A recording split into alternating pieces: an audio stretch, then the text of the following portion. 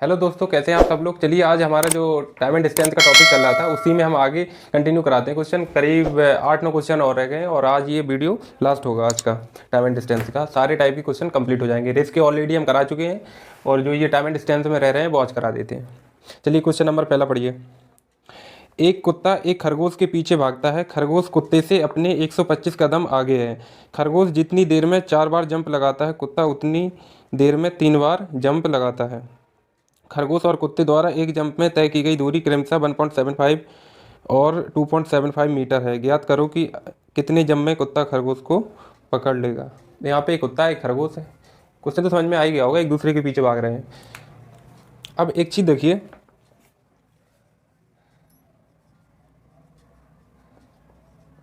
खरगोश चल रहा है और कुत्ता चल रहा है, ठीक है। इसको हम आर से, इसको टी से, रैबिट और डॉग। अभी क्या बोल रहा है कि खरगोश एक कदम में कितनी दूरी चलता है, 1.75 मीटर, और डॉग 2.75, यही तो दे रखा है, ठीक है। इसको हम रेशियो में कन्वर्ट करो तो रेशियो में कैसे करेंगे, 5 से डिवाइड करो इसको।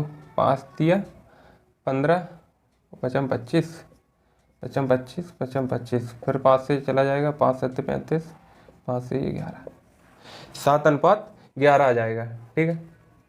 अब क्वेश्चन में क्या बोल रहा था, खरगोश की चाल, सॉरी, कुत्ता उतनी देर में 3 बार जंप लगाता है और ये 4 बार।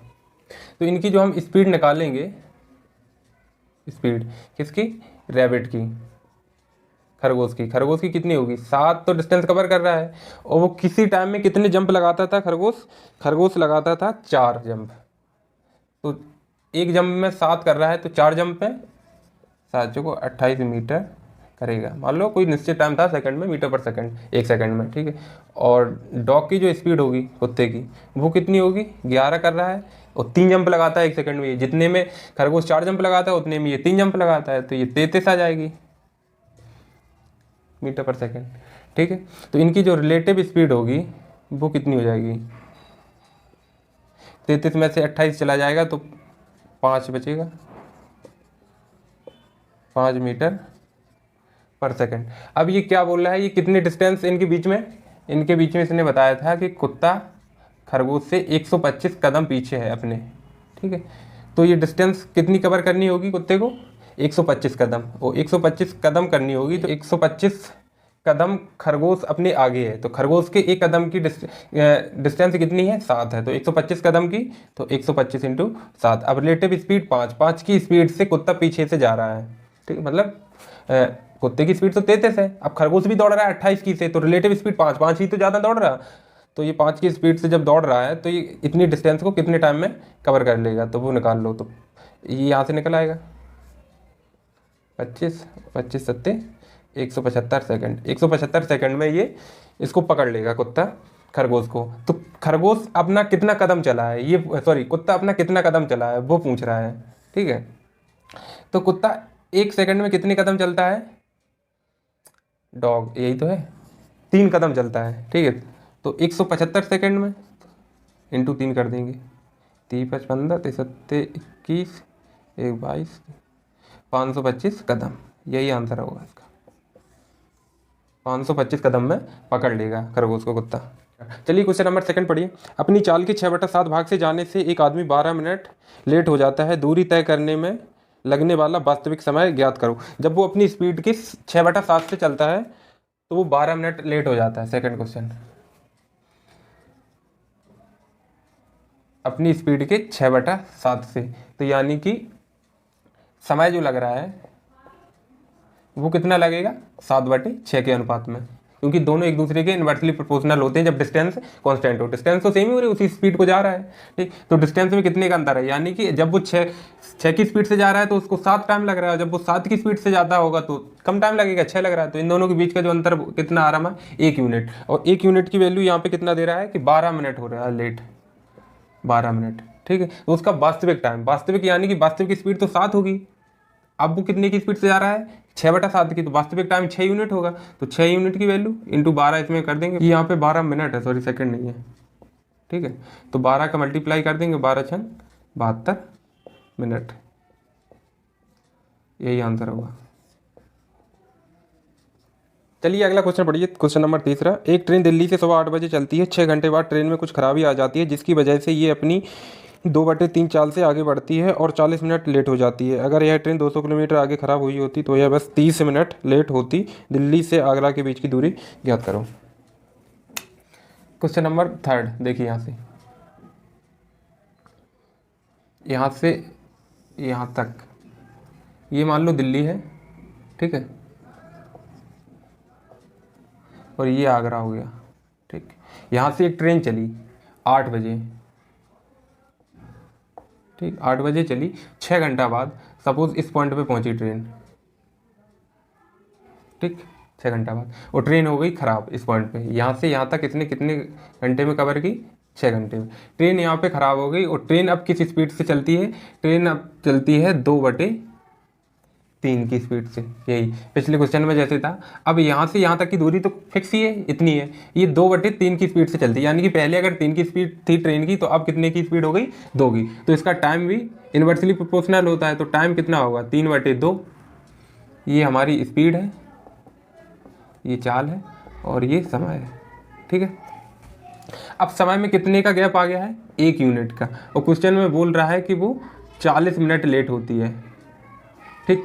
तो यानी कि ओरिजिनल टाइम अगर ट्रेन खराबी ना आती वो अपनी स्पीड से ही चलती, यानी कि अगर हम 3 मार रहे हैं तो 3 की स्पीड से चलती तो 2 यूनिट टाइम लगता। 2 यूनिट का मतलब 1 यूनिट की वैल्यू 40 है तो 2 यूनिट की 80 हो जाएगी, यानी कि 80। यहाँ से यहाँ तक 80 मिनट में पहुँच जाती अगर ट्रेन में कोई कमी ना आती तो। अब कमी आ गई है तो वो 40 मिनट और ज़्यादा ले रही है, यानी कि 8 + 80 + 40 और ये कितने होगा? 120 मिनट अब ले रही है। और जबकि उस खराबी ना आती तो 80 मिनट में पहुँच जाती। 80 मिनट का मतलब क्या है? 1 घंटा 20 मिनट। 6 घंटा इधर और 1 घंटा 20 मिनट ये वाली दूरी में, ठीक। अब सेकंड में कंडीशन में क्या बोल रहा है क्वेश्चन में कि ट्रेन अगर 200 मीटर आगे खराब हुई होती तो ये 30 मिनट लेट होती। तो यहाँ से यहाँ तक की दूरी मान लो ये हो गई 200 मीटर। मीटर ही तो है कि किलोमीटर है? क्या है? किलोमीटर है। अब ट्रेन अगर यहाँ पे ख़राब होती तो 30 मिनट लेट होती, यानी कि अब वो स्पीड तो वही है, ख़राब होने के बाद 2/3 की स्पीड से जाएगी। तो टाइम कितना लगेगा? 3/2 यूनिट, यानी कि पहले अगर 3 लग रहा था तो अब 2। 1 यूनिट का ही तो अंतर आ रहा है, ज़्यादा ले रहा है, 2 से 3 लग गया। अब तो 1 यूनिट की वैल्यू ये बता रहे हैं कि 30 मिनट है, ठीक। तो 2 यूनिट, यानी कि अगर खराबी ना आती तो ओरिजिनल स्पीड से जाता 3 की स्पीड से तो टाइम 2 लगता, और 2 यूनिट की वैल्यू कितनी आ गई? 60 मिनट। मतलब 1 घंटे में यहाँ से यहाँ तक पहुँच जाती है ट्रेन। यहाँ से यहाँ तक 1 घंटे में पहुँचती है, और यहाँ से लेके यहाँ तक पहुँचती है 1 घंटा 20 मिनट में। तो यहाँ से लेके यहाँ तक ओरिजिनल स्पीड से ट्रेन किस स्पीड कितने टाइम में पहुँची होगी? 20 मिनट में। तो स्पीड ट्रेन निकल आएगी यहाँ से, कितनी निकल आएगी? 200 मीटर की अगर डिस्टेंस को वो कितने में कवर कर रहा है? 20 मिनट में। मिनट को घंटे में बदलेंगे, 60 से डिवाइड, 60 ऊपर चला जाएगा, 20 या 60, 600 किलोमीटर प्रति घंटा। ये आ गई यहाँ पे कि यानी कि ट्रेन की जो ओरिजिनल स्पीड है वो कितनी है? 600 किलोमीटर प्रति घंटा। और अब यहाँ पे देखिए, यहाँ से लेके यहाँ तक 6 घंटे ट्रेन को लगते हैं, और यहाँ से लेके यहाँ तक पूरा कितना लगता है? 1 घंटा 20 मिनट। तो टोटल यहाँ से लेके यहाँ तक टाइम ओरिजिनल क्या लगेगा? 6 + 1 घंटा 20 मिनट, ये तो 7 घंटा 20 मिनट। तो टाइम हमारा कितना आ जाएगा? 7 घंटा 20 मिनट। इसको हम ऐसे भी लिख सकते हैं, 7 और 20 का मतलब 20 या 60, 7 से 1/3, 22/3 घंटा, ठीक। तो डिस्टेंस कितनी हो जाएगी जब टाइम ये है? डिस्टेंस आगरा और दिल्ली के बीच की, तो टाइम लग रहा है इतने घंटे। स्पीड 600 की स्पीड से जा रही है, तो 22/3 600 में गुणा कर देंगे, 3 दूनी 6, 4400 किलोमीटर। तो यही डिस्टेंस होगी दिल्ली और आगरा के बीच की। यही आंसर है हमारा। आई वो समझ में आ गया होगा? कुछ नहीं है ज़्यादा, बस कॉन्सेप्ट है। कॉन्सेप्ट क्लियर हो तो लग जाएगा, तो इसको समझ लीजिए। और बाकी कोई प्रॉब्लम होती है तो कमेंट करके पूछिए हमसे। चलिए अगला क्वेश्चन पढ़िए, फोर्थ। एक ही जगह से 2 गोलियां दागी गईं। 28 मिनट के अंतराल पर उसी जगह की ओर आ रही ट्रेन में बैठे एक आदमी को दूसरी गोली की आवाज़ पहली से 26 मिनट बाद सुनाई देती है। अगर हवा माध्यम की गति 325 मीटर प्रति सेकंड हो तो ट्रेन की चाल ज्ञात करो, ठीक है। अब यहाँ पे थोड़ा कॉन्सेप्ट समझिए, क्योंकि सारा खेल कॉन्सेप्ट का ही है, बाकी क्वेश्चन में कुछ नहीं है, तुरंत लग रहा है। एक ट्रेन है, सपोज इस डायरेक्शन में चल रही है, अपोजिट डायरेक्शन चल रही है ना, हाँ, उसी दिशा में आ रही। मान लो गन यहाँ से कोई फायर हुई, ठीक है, बुलेट एक चली और ट्रेन ये खड़ी है इस पॉइंट पे, ठीक है, ये हो गई ट्रेन की पूरी लंबाई यहाँ से यहाँ तक। ट्रेन यहाँ पे खड़ी है, इसको ये चली और इसको यहाँ पे सुनाई दे गई। अब ट्रेन तो चल रही है ना, यहाँ पे तो अब सुना गई, फिर आगे बढ़ रही है। अब 28 मिनट बाद दूसरी गोली चली, ठीक है, दूसरी गोली फिर चली। ये कितने मिनट बाद चली है यहाँ से, ये चली है 28 मिनट बाद, ठीक। अगर ट्रेन यहीं पे खड़ी होती तो दूसरी, अगर ट्रेन यहीं पे खड़ी रहती तो ये 28 मिनट बाद इसको फिर सुनाई दे जाती, क्योंकि ट्रेन वहीं खड़ी उस आदमी को। लेकिन ट्रेन यहीं पे नहीं खड़ी है, ठीक है, ट्रेन क्या है, आगे बढ़ रही है। सपोज ट्रेन इस पॉइंट पे आ गई, इस पॉइंट पे, ठीक, तो ट्रेन ने यहाँ से लेके यहाँ तक की जो डिस्टेंस है यही तो कवर की इसने, ये यहाँ से लेके यहाँ तक कुछ डिस्टेंस कवर कर लिए। और आवाज़ तो यहीं से आ रही, पहले ट्रेन आवाज़ यहाँ से यहाँ तक जाती थी, अब ट्रेन को यहीं पे सुनाई दे गई, ठीक है, तो ये 2 मिनट पहले ही सुनाई दे गई। यानी कि जो आवाज़ थी वो यहाँ से यहाँ तक पहुँचने में कितना टाइम ले रही है, 2 मिनट, ठीक है। अब इसको ये 26 मिनट बाद सुनाई दी है, तो ट्रेन 26 मिनट तक रुकी तो रही नहीं होगी, 26 मिनट चली ही होगी। और 26 मिनट में ये कितनी, कहाँ पहुँची है ट्रेन, यहाँ से यहाँ तक पहुँची है। तो ट्रेन इस दूरी को 26 मिनट में कवर कर रही है और आवाज़ इसी दूरी को 2 मिनट में कवर कर रही है, ठीक है। अब यहाँ पे देखिए ये ट्रेन है, अब ट्रेन हो या मैन हो, कोई भी हो, मतलब ट्रेन में बैठा है वो है, और यहाँ पे वॉइस है, आवाज़ है, ठीक है। इनका जो स्पीड का टाइम का रेशियो है। अब यहाँ पे चीज़ देखिए, डिस्टेंस तो यहाँ से लेके यहाँ तक ही है दोनों कंडीशन में। जब डिस्टेंस कांस्टेंट हो गई है तो स्पीड और टाइम का जो रेशियो होगा वो एक दूसरे के इन्वर्सली प्रोपोर्शनल होगा, ठीक है। तो टाइम ट्रेन को कितना लग रहा है ये डिस्टेंस कवर करने में, 26 मिनट लग रहे हैं, और बुलेट की जो आवाज़ है, गन की जो आवाज़ है, उसको कितना टाइम लग रहा है, 2 मिनट। तो इनका रेशियो कितना आ गया, 13:1। टाइम का ये रेशियो है, तो स्पीड का क्या रेशियो होगा, स्पीड का अपोजिट होगा, इनके इन्वर्सली प्रोपोर्शनल है, तो 1:13 है।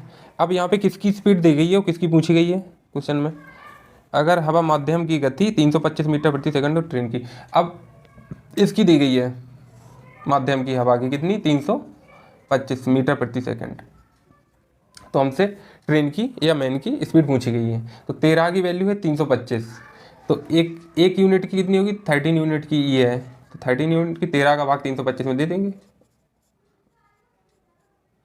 13 दूनी 26, 13 पन्ना 65, 25 मीटर प्रति सेकंड, यही इसका आंसर होगा। आई होप समझ में आ गया होगा।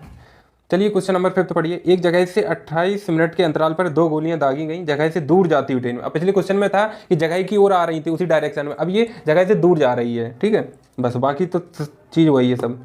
दूर जाती हुई ट्रेन में बैठे एक आदमी को दूसरी गोली की आवाज़ पहली वाली से 30 मिनट बाद सुनाई देती है। अगर ट्रेन की गति 20 किलोमीटर प्रति घंटा हो तो हवा माध्यम की गति बताइए, ठीक है। 28 मिनट के अंतराल से चलती है और 30 मिनट बाद सुनाई देती हैं।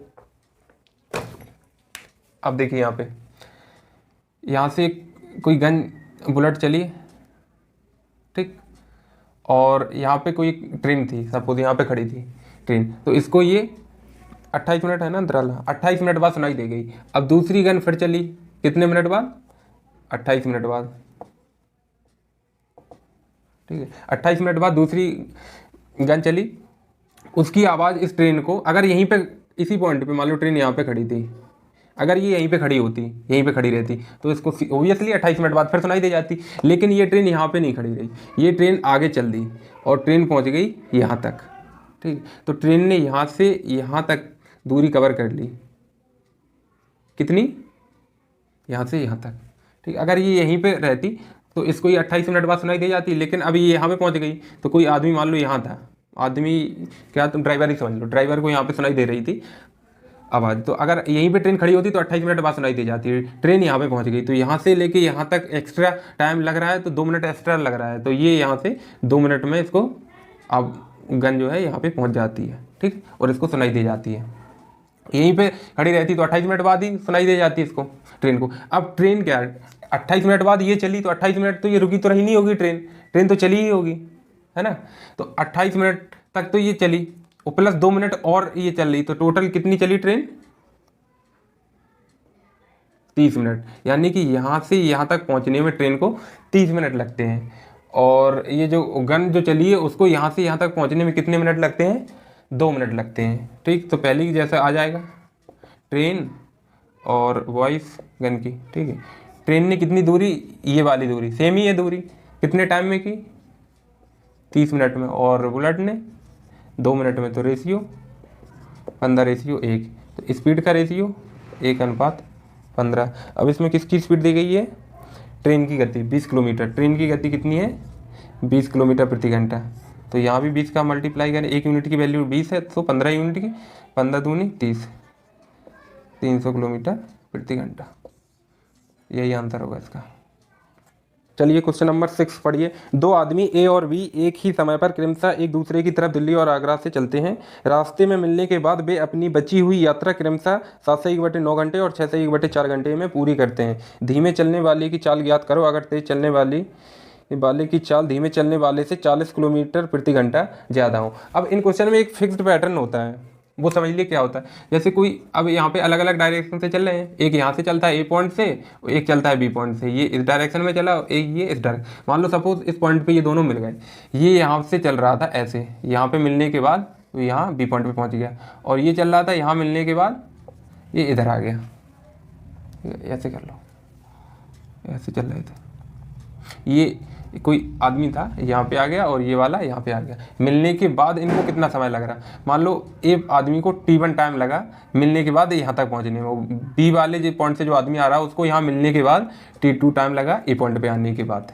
ठीक है, तो इनकी जो स्पीड होगी S1 और S2, इनका जो रेशियो होगा T2, इसको टाइम लगा है मतलब ये अपोजिट होते हैं, और अपॉन T1, मतलब ये वाला है तो इसकी स्पीड जो होगी वो होगी T2 और इसकी स्पीड T1 कर अपॉन करके उनका रूट ले लो, तो ये होती है।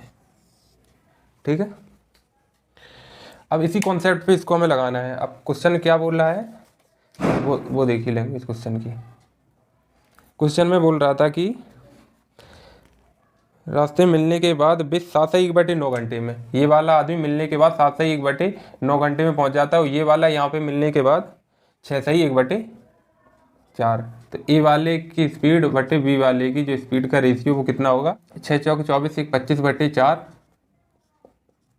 बटे 9 7 63, 1 64/9 इनका रूट। अब इसको सिंप्लीफाई कर लो, 25 गुणा 9 ऊपर चला जाएगा, 4 नीचे आ जाएगा, रूट ये 5 गुणा 3 हो जाएगी, नीचे 2 गुणा 8 यानी कि 15/8 दूनी 16। तो ए अपॉन बी का जो अनुपात आया वो कितना आया 15/16। अब इसमें क्या बोल रहा है कि इन दोनों के बीच स्पीड का अंतर कितना है, धीमे चलने से इतने घंटा ज़्यादा है, 40 है 1 यूनिट। यहाँ पे हमारा कितना आ रहा है 16 और 15 का डिफरेंस, यानी कि 1 यूनिट का। अब 1 यूनिट की वैल्यू कितनी है 40 किलोमीटर प्रति घंटा। अब हमसे पूछा गया धीमे चलने वाले की चाल ज्ञात करो, धीमे चलने वाले की चाल 15 है, तो 15 यूनिट की वैल्यू, एक की 40 तो 15 की 15 × 40 कर देंगे, 15 चौको 60, 1 0 ये, तो 600 किलोमीटर प्रति घंटा। यही आंसर होगा इसका। ठीक है, चलिए अगला क्वेश्चन पढ़िए। Question number 7। बिना रुके बस की औसत चाल 54 किलोमीटर प्रति घंटा है और रुकने का समय मिलाकर बस की औसत चाल 45 किलोमीटर प्रति घंटा हो जाती है। ज्ञात करो कि बस प्रति घंटा कितने मिनट रुकती है। तो ये फिक्स है, कुछ नहीं है, समझ लो इसको। अगर वो बिना रुके चलती है तो 54 किलोमीटर प्रति घंटे की स्पीड से चल रही है बस, और जब वो रुक रुक के चलती है तो 45 की स्पीड से चलती है। ठीक है, 1 घंटे में, इसका मतलब क्या होता है कि 1 घंटे में 54 किलोमीटर चल रही है, सेकंड टाइम में रुक रुक कर चल रही तो 1 घंटे में 45 किलोमीटर चल रही है। तो रुकने का समय बराबर कितना हो जाएगा, 54 तो ये था -45 बटे 45, सॉरी बटे में हमेशा ओरिजिनल वैल्यू रखी जाती है। ठीक है, तो ओरिजिनल क्या थी 54, 1 घंटे में, घंटे को मिनट में बदल लो तो इंटू 60, ये कितना आ जाएगा 9/54 गुणा 60, 9 × 6 = 54, 6 से ये 10, यानी कि वो 10 मिनट रुकती है 1 घंटे में, 1 घंटे में 10 मिनट रुकती है, बस यही आंसर है इसका। इसको फॉर्मूले के तौर पे लिख लो, जैसे ओरिजिनल जो डिस्टेंस है वो minus new distance upon original distance into 60, क्योंकि मिनट में निकालना है, बस ऐसे कर लो। चलिए अगला क्वेश्चन देखिए 8वां। एक आदमी ए से बी 20 किलोमीटर प्रति घंटे की चाल से जाता है और बी से ए वापस 30 किलोमीटर प्रति घंटे की चाल से आता है। पूरी यात्रा की औसत चाल ज्ञात करो। अब यहाँ पे बोल रहा है कि एक आदमी है जो 20 किलोमीटर प्रति घंटे की स्पीड से जाता है, वो वापस आता है 30 किलोमीटर प्रति घंटे की स्पीड से, ठीक। तो औसत चाल यहाँ से हमने दोनों का एलसीएम 60 होता है और 60 हमने डिस्टेंस मान ली कि 60 किलोमीटर की डिस्टेंस वो कवर कर रहा है। तो 20 की स्पीड से 60 किलोमीटर कितने घंटे में? 3 घंटे में। 30 की स्पीड से 60 किलोमीटर 2 घंटे में। तो जाने और आने में टोटल टाइम कितना लगा होगा? जाने में 60 प्लस आने में भी 60, तो कितना हो जाएगा? 120 किलोमीटर इतनी दूरी लगी है। और कितने घंटे लगे? 3 घंटे तो जाने में और 2 घंटे आने में, और 3 + 2 5 घंटे, ठीक है। तो जो इसकी एवरेज स्पीड आएगी वो कितनी आ जाएगी? 3 से इसके काट दो, 3 दूनी 5 से इसको काट दो, 5 दूनी 10, 5 चौको 20, 24 किलोमीटर प्रति घंटा। ये आ गई एवरेज स्पीड, यही आंसर होता है, ठीक। अब इसका एक एवरेज स्पीड का फॉर्मूला भी होता है, फॉर्मूला बता दे रहे हैं हम, डायरेक्ट यही चीज़ निकाल लें। जैसे x की स्पीड से गया और y की स्पीड से ये आया, तो 2 × x/y अपॉन x + y ऐसे कर लेंगे। अब x की वैल्यू यहाँ पे 20 रख दो और y की वैल्यू 30 रख दो, तो कितना आ जाएगा? 2 × 20 × 30 अपॉन 20 + 30, ये कितना हो जाएगा? 50, ठीक है। 50 से इसको सॉल्व करो, 0 से 0 कैंसिल, 5 से ये 4 बार, 4 दूनी 8, 8 तिया 24, यही आ गया आंसर, ठीक है। चलिए अगला क्वेश्चन देखिए और यही लास्ट है। एक आदमी ए से बी 20 किलोमीटर प्रति घंटे की चाल से जाता है और बी से ए वापस 30 किलोमीटर प्रति घंटे की स्पीड से आता है और दोबारा ए से बी फिर दोबारा गया है 40 किलोमीटर प्रति घंटे की स्पीड से, ठीक है। तो पूरी यात्रा की औसत चाल ज्ञात कीजिए। अब एक आदमी है वो बार बार उसी दूरी को आ जा रहा है। एक बार वो 20 की स्पीड से गया, अगली बार वो 30 की स्पीड से गया, और फिर ये 40 की स्पीड से गया। तो इनका एलसीएम कितना हो रहा है? 120 किलोमीटर, ये हमने मान ली वो दूरी है। जब 20 की स्पीड से 120 किलोमीटर की स्पीड कवर करेगा तो कितने घंटे में हो जाएगी? 6 घंटे में। 30 की स्पीड से 4 घंटे में, और 40 की स्पीड से 4 घंटे में। तो एवरेज जो इसकी स्पीड आएगी वो कितनी आएगी? तो टोटल डिस्टेंस 120 3 बार चली है उसने, तो 120 × 3 ये डिस्टेंस चली है। Total distance upon total time, total time कितना होगा? 6 घंटे, 4 घंटे और 3 घंटे। 6 × 4 = 10, 3 = 13, और इसको सॉल्व कीजिए, 12 12 × 36, 360/13 किलोमीटर प्रति घंटा, यही इसका आंसर हो जाएगा। आई होप सारी चीज़ें क्लियर हो गई होंगी। और बाकी अगर कोई भी क्वेश्चन और आपको लगता है टिपिकल या करने में दिक्कत होती है, कुछ भी समझ में नहीं आ रहा, तो कमेंट करके पूछिए। बाकी ये सारे जो क्वेश्चन होंगे वो हम अपनी टेलीग्राम चैनल पे डाल देंगे। आज के लिए इतना ही, और ये टॉपिक यहाँ से ख़त्म होता है। आप कुछ नया स्टार्ट करेंगे, और ठीक है, चलिए धन्यवाद। जय हिंद, जय भारत।